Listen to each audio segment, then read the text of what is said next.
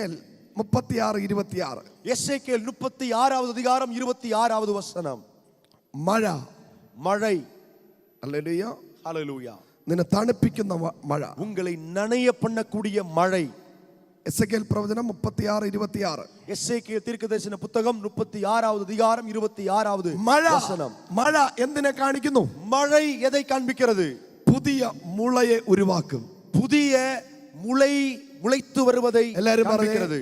New begin, புதிய துவக்கம், new begin, புதிய ஆரம்பம். പരിശുദ്ധാത്മാവിനോട് പറയുന്നു, പരിശുദ്ധാവിയാനവർ എന്നോട് சொல்லுகிறார், തുതിയൻകോട്ടയിൽ திருநெல்வேலியில் மழை பெய்യാൻ പോകുന്നു. மழை பெய்ய போகிறது. மழை பெய்യാൻ പോകുന്നു. மழை பெய்ய போகிறது. അനുഗ്രഹത്തിന്റെ മഴ പെയ്യാൻ പോകുന്നു. ஆசீர்வாத மழை பெய்ய போகிறது. உயர்ச்சைയുടെ மழை பெய்യാൻ പോകുന്നു. உயர்வின் மழை பெய்ய போகிறது. நீயாகுന്ന வித்திന്റെ மேல் கிடക്കുന്ന, நீங்கள் என்று சொல்லப்படுகிற அந்த விதையின் மேல் கிடக்கக்கூடிய சகல கட்டகளையும் சகல மண் கட்டிகளையும் குதிர்த்து உடைക്കുന്ന மழ, ஆமே, அதை ஈரமாக்கி அதை சேராய் மாற்றக்கூடிய மழை என்ன பெய்திறங்கும்.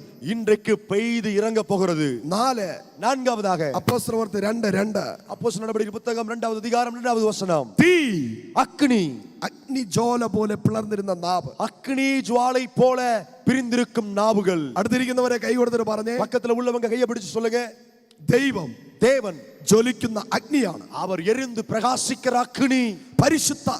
പരിശുദ്ധ ആവിയാനവർ ജ്വലിക്കുന്ന തീയാണ്. അവർ എരിഞ്ഞു പ്രകാശിക്കുന്ന അഗ്നി. ദൈവവും പരിശുദ്ധാത്മാവും തീയാണെങ്കിൽ, ആമേൻ, പരിശുദ്ധാവിയാനവർ അഗ്നി എന്നാൽ ദൈവവും പരിശുദ്ധാത്മാവും തീയാണെങ്കിൽ, ദേവനും പരിശുദ്ധാവിയാനവരും അഗ്നി എന്നാൽ ഞാനും തീയാണ്. നാനും അഗ്നിതാ. അപ്പൊ പിശാച് ആരാണ്? അപ്പൊ പിശാച് ആര്? Hallelujah, hallelujah, praise the Lord. Amen. യെശയ്യാവ് 14 വീട്ടിൽ പോയിട്ട് വായിക്കണം. യെശയ്യാ 14 വീട്ടിൽ പോയി വാസിங்க. അവൻ ഉണങ്ങിയ വിറക്, அவர் காய்ந்த விறகு. ஹல்லேலூயா, ஹல்லேலூயா, பிரைஸ் தி லார்ட், ஆமென். அடுத்திருக்கிறவரை கையை பிடிச்சிட்டு பாருங்க, பக்கத்துல உள்ளவங்க கையை பிடிச்சு சொல்லுங்க, உனக்க விறகனை கண்டு பேடிக்கிறது. காய்ந்து போன விறகை கண்டு நீங்க பயப்படாதீங்க. உனக்க விறகனை கண்டு பேடிக்கிறது. காய்ந்த விறகை கண்டு பயப்படாதீங்க. தீ അതിന്റെ மேல் வீணால், அக்னி அந்த விறகின் மேல் விழுமானால் அது கத்தி போகும், அது எரிந்து விடும். கரங்களை தட்டி பாருங்க, கரங்களை தட்டி சொல்லுங்க, நீ இந்த சபை விட்டு புறத்து போகும்போது, இன்னைக்கு நீங்கள் சபையை விட்டு வெளியே போகும்போது ஒரு தீயாய் ஜொலிச்சு புறத்து போகணும், ஒரு அக்னியாய் பிரகாசித்து வெளியே போக வேண்டும். அப்ப മനസ്സിലായല്ലോ? புரிந்ததா உங்களுக்கு? പരിശുദ്ധാത്മാവിന്റെ സ്വഭാവം ഒന്ന് പ്രാവ്, பரிசுத்தாவினுடைய சுபாவமாய் இருக்கக்கூடியது 1 புறா, 2 காற்று, 2 காற்று, 3 மழை, 3 மழை, 4 தீ, 4 அக்னி, 5 ஐந்தாவதாக ஹல்லேலூயா, ஹல்லேலூயா, எண்ணெய். சங்கீர்த்தனம் 23:5. சங்கீதம் 23:5வது வசனம். ஹல்லேலூயா. 2000 வருஷங்களுக்கு முன்பு, 2000 வருஷங்களுக்கு முன்பாக ஒரு ஒலிவு காய் தகர்க்கப்பட்டது. ஒரு ஒலிவ மரம், ஆமென், உடைக்கப்பட்டது. ஒரு ஒலிவு தகர்க்கப்பட்டது, ஒலிவ மரம் உடைக்கப்பட்டது. എങ്ങനെയാണ് ഒലിവെണ്ണ ഉണ്ടാക്കുന്നത്? எப்படி ஒலிவ எண்ணெயை உண்டு பண்ணுகிறார்கள்? ஒலிவு காயை பறிச்சு, ஒலிவ காயை பறித்து, நல்ல ഫലത്തോടെ നിൽക്കുന്ന ഒലിവ് കായെ പറിക്കും. நல்ல பழுத்திருக்கக்கூடிய ஒலிவ அந்த பழங்களை பறித்து, பழமல்ல, ஒலிவு காய், ஆமா, அதாவது முத்தி இருக்கக்கூடிய அந்த ஒலிவ காய்களை பறித்து உணக்கி, அதை காய வைத்து, சக்கிலிட்டு கறக்கி, செக்கிலே போட்டு அதை சுற்றி எண்ணெயாய் வெளியில் வரும். அது எண்ணெயாக வெளியே வரும். 2000 வருஷங்களுக்கு முன்பு, 2000 வருஷங்களுக்கு முன்பாக இயேசுவில் அதான் சம்பவிச்சது. இயேசுவுக்கு என்ன நடந்தது? இயேசுவுக்கு அப்படிப்பட்ட சூழ்நிலை தான் நடந்தது. ஹல்லேலூயா, ஹல்லேலூயா. அதே ஒலிவ் ஆயில், அதே ஒலிவ எண்ணெய் നിന്റെ മേൽ, உங்க மேல் விழாൻ போவா, விழப்போகிறது. எண்ணெய், எண்ணெய்க்கு 2 സ്വഭാവം ഉണ്ട്. எண்ணெய்க்கு 2 வித சுபாவம் இருக்கிறது. எண்ணெய் നിന്നെ തണുപ്പിക്കും, எண்ணெய் உங்களை குளிர பண்ணும். இரண்டாவதாக, இதே எண்ணெயை சூடாக்கியால் അതിന്റെ സ്വഭാവം മാറും. இதே எண்ணெயை சூடாக்கினால் இதனுடைய சுபாவம் மாறும். தொட்டா பொள்ளி போகும்.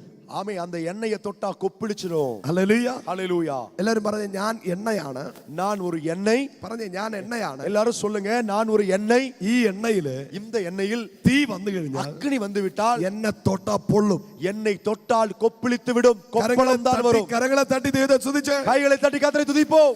ஹல்லேலூயா, ஹல்லேலூயா. ஆறாவதாக, எபேசியருக்கு எழுதிய லேகனம் 5:18. எபேசியர் 5:18. அப்போஸ்தலர் வார்த்தை 2:12-13.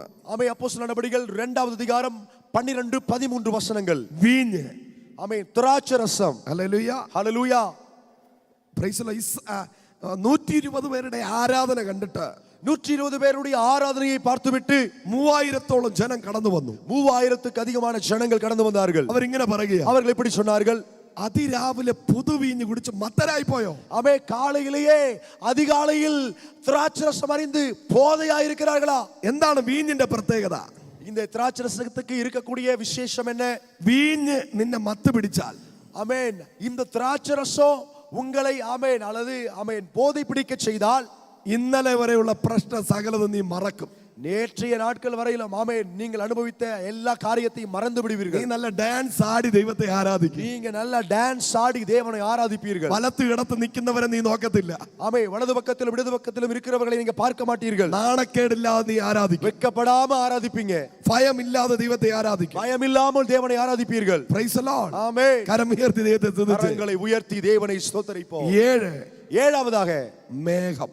மேகம். Praise the Lord. ஆமென். പകൽ മേഘസ്തംഭവും பகலிலே மேகஸ்தம்பமாகவும் രാത്രി അഗ്നിസ്തംഭവും. இரவிலே அக்னி ஸ்தம்பமாகவும். സലോമോന്റെ ആലയത്തിൽ മേഘത്താൽ ദൈവം ഇറങ്ങി. சாலமோனின் ஆலயத்திலே தேவன் மேகத்தில் இறங்கினார். ഇതാണ് പരിശുദ്ധാത്മാവ്. இதுதான் பரிசுத்த ஆவியானவர். എല്ലാവർക്കും മനസ്സിലായോ? எல்லாருக்கும் புரிந்ததா? ഇതാണ് പരിശുദ്ധാത്മാവിന്റെ 7 സ്വഭാവം. இதுதான் பரிசுத்த ஆவியானவருக்கு இருக்கக்கூடிய 7 வித சுபாவங்கள். ഈ 7 സ്വഭാവവും இந்த 7 சுபாவமும் 7 അനുഭവവും 7 அனுபவங்களும் 2026 2026 നിങ്ങളുടെ മേൽ വരണം. உங்களில் மேல் வர வேண்டும்.